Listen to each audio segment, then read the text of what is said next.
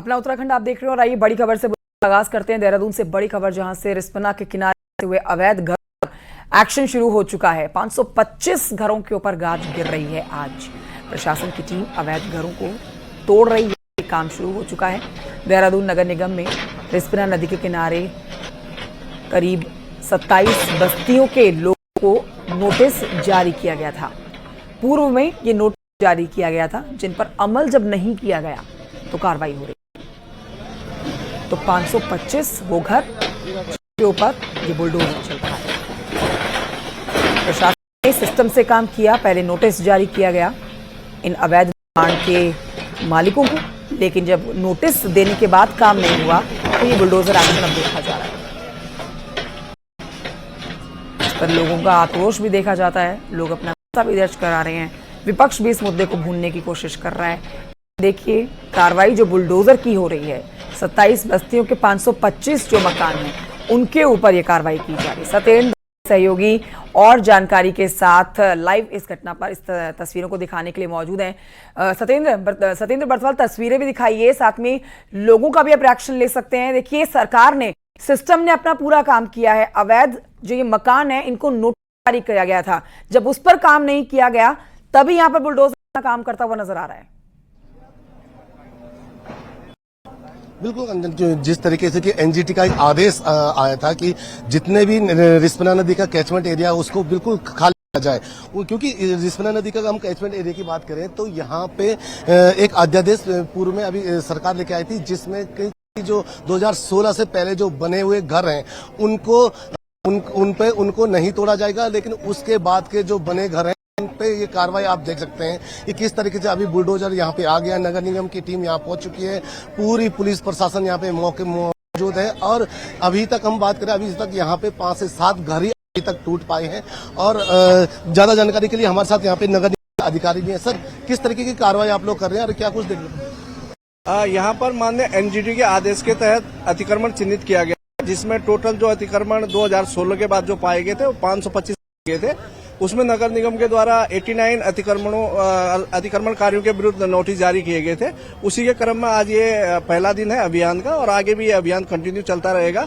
और जिन व्यक्तियों के द्वारा 2016 के बाद कोई निर्माण किया या उसका कोई साक्ष्य नहीं दिया, उन सभी अतिक्रमणों को तोड़ा जाएगा। बिल्कुल, यानी कि 2016 के बाद के जितने भी मकान रिस्पना नदी के कैचमेंट एरिया में बने हैं उन पर यह ध्वस्तीकरण का आज शुरुआत हो गई है। आप देख सकते हैं अभी तक यहाँ पे 5 से 7 मकान टूट चुके हैं, क्योंकि नगर निगम ने पहले ही सभी लोगों को नोटिस जारी कर दिए थे।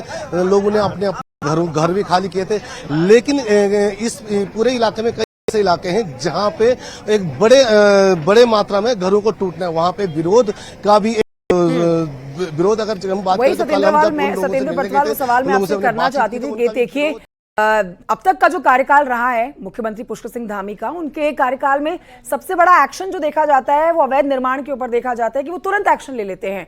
अब उसी की बानगी करती हुई एक खबर भी दिखा रहे हैं, दर्शकों को तस्वीरें भी दिखा रहे हैं।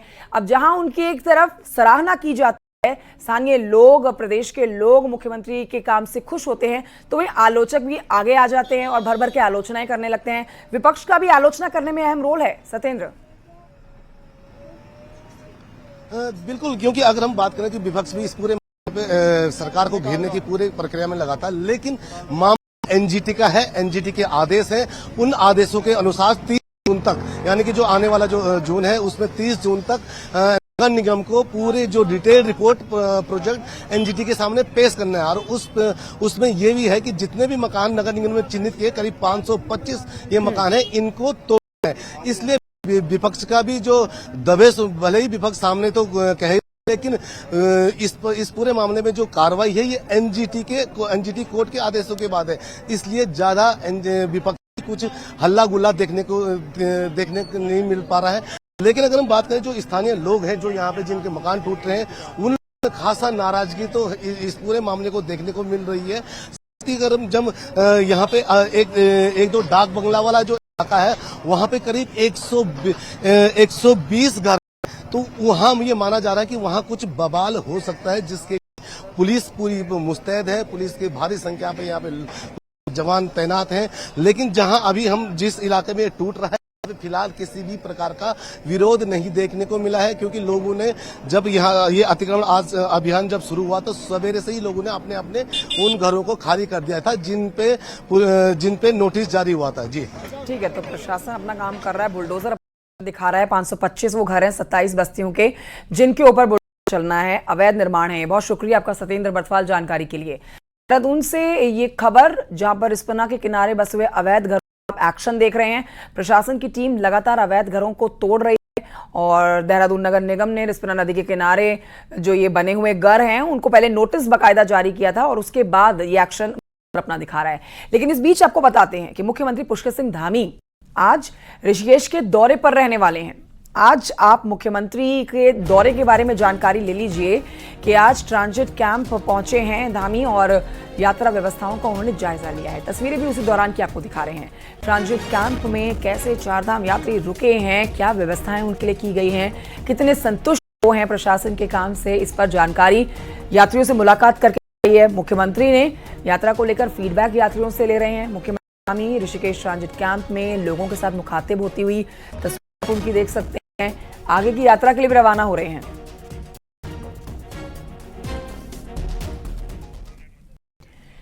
तो ये 3 तस्वीरें आपके सामने। मुख्यमंत्री पुष्कर सिंह धामी लगातार दूसरे राज्य जहां दिल्ली, हरियाणा, पंजाब में चुनाव प्रचार में व्यस्त हैं, तो वहीं देखिए अपने राज्य का भी पूरा ध्यान है और सबसे बड़ा समय कार्य चल रहा है चारधाम यात्रा का, उसको संपन्न कराने के लिए, उसकी व्यवस्थाओं को जानने के लिए, लोगों की शासन की तरफ से किए गए कामों के बारे में जानकारी जुटाने के लिए खुद आज चारधाम यात्रियों के बीच में मुख्यमंत्री पहुंचे।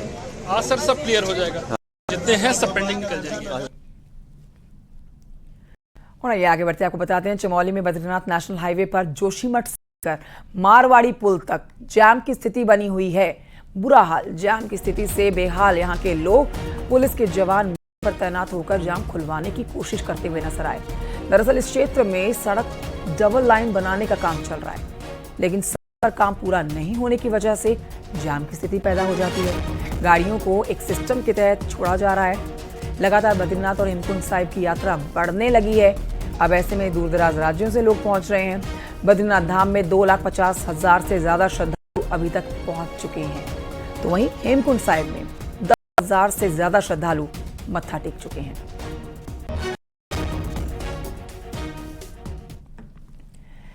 चारधाम यात्रा में जिस तरह से भीड़ उमड़ रही है, उसे देखते हुए पुलिस ने अपनी सतर्कता बनाई हुई है और अपनी सक्रियता बढ़ा दी है।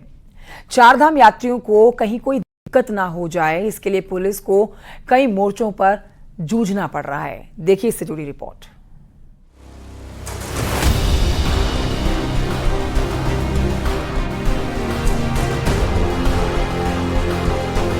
उत्तराखंड में 10 मई से शुरू हुई यात्रा में जहां पुलिस ट्रैफिक सुरक्षा व्यवस्था संभाल रही है, वहीं पुलिस अब फर्जी रजिस्ट्रेशन और फर्जी हेली टिकट पर भी मुकदमा दर्ज कर रही है। वहीं इस साल की यात्रा में हेली सर्विस को लेकर ठगी के मामलों में बीते सालों की तुलना में कमी देखने को मिल रही है, जिसका बड़ा कारण फर्जी रजिस्ट्रेशन के मामलों पर रोक लगाना भी है। आपको बता दें, फर्जी हेली सर्विस टिकट मामले में अब 5 शिकायतों पर मुकदमे दर्ज हुए हैं। तो वहीं फर्जी रजिस्ट्रेशन तैयार करने वाले 45 ट्रैवलर्स पर भी पुलिस ने केस दर्ज किए, जिसमें केवल देहरादून में ही 27 मामले दर्ज हुए हैं। ये ट्रैवलर्स एजेंसी अधिक मुनाफे के चलते यात्रियों को फर्जी रजिस्ट्रेशन तैयार कर रहे थे और हर श्रद्धालु से 5 से 10,000 रुपए का मुनाफा कमा रही थी। यात्रीगण अपनी जो उनकी टेंटेटिव या उनकी जो कंफर्टेबल डेट्स होती है वो अपने ट्रैवल एजेंट्स को बताते हैं कि हम इस समय या इस अवधि में यात्रा करना चाहते हैं, लेकिन जो कुछ फ्रॉड ट्रैवल है वो जब देखते हैं कि इस अवधि में बुकिंग नहीं मिल रही है, ऑनलाइन रजिस्ट्रेशन और आगे के महीने का मिल रहा है, जुलाई का मिल रहा है, अगस्त का मिल रहा है, तो उसकी बुकिंग तो कर देते हैं, लेकिन जो उनको प्रिंट आउट देते हैं वो कहीं ना कहीं उसको फोर्स करके डेट चेंज कर देते हैं। वहीं सरकार के आदेशों पर पुलिस अब चारों धामों में मंदिर परिसर में मोबाइल का उपयोग करने वालों के खिलाफ भी कार्रवाई कर रही है और अभी तक करीब 200 लोगों के खिलाफ चालानी कार्रवाई भी की जा चुकी है। साथ ही पुलिस ने धामों में नशीले पदार्थ का उपयोग करने वाले 66 संदिग्धों पर केस किया है।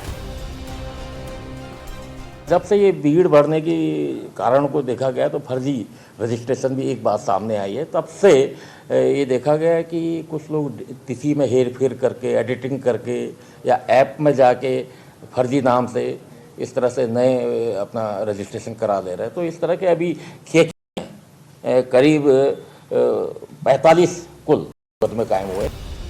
यात्रा शुरू हुए अभी 2 हफ्ते का ही समय गुजरा है, लेकिन जिस तरह से कार्रवाई लगातार बढ़ रही है वो पुलिस के किसी चुनौती से कम नहीं है। न्यूज़ 18 के लिए देहरादून से सतेंद्र बर्तवाल की रिपोर्ट।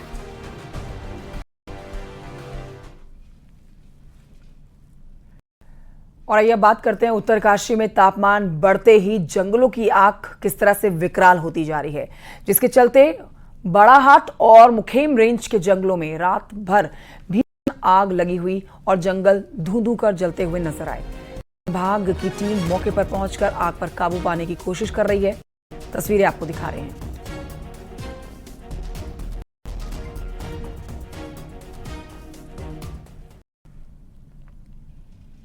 उत्तराखंड के पहाड़ों में इस फायर सीजन जंगल की आग ने तांडव मचाया हुआ है।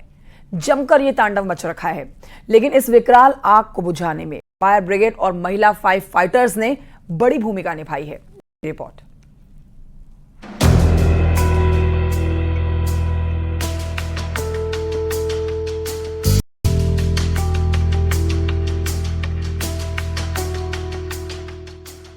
बागेश्वर में इस फायर सीजन जंगलों में जमकर आग लगी।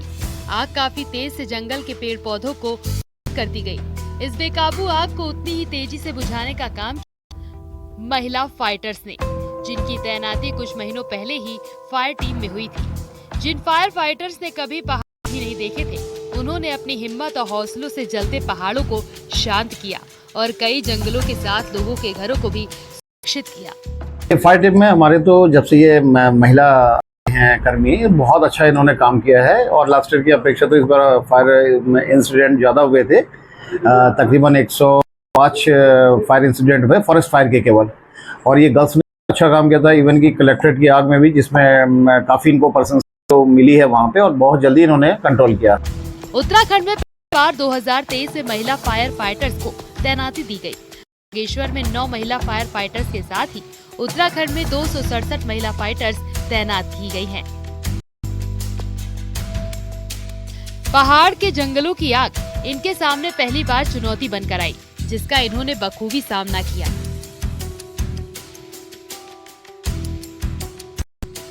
बागेश्वर एक ऐसा जनपद है जो काफी मतलब है, तो वहाँ यहाँ हमें काफ़ी चुनौतियों का सामना करना पड़ता है। फॉरेस्ट फायर हो जाती है या रेस्क्यू के लिए हमें काफ़ी की ज़रूरत होती है, और जो जेंट्स लोग हैं ना, उनकी नज़र भी रहती है कि लड़कियाँ कैसे काम करेंगी, क्या करेंगी। तो हमारे लिए तो ये काफ़ी चुनौतीपूर्ण रहा और लड़कियाँ अच्छा वर्क कर रही हैं। मैं फायर वुमेन के पद पे तैनात हूँ यहाँ पे, और अभी हम लोगों को यहाँ पे हमारा महिला फायरमैन का पहला बैच है।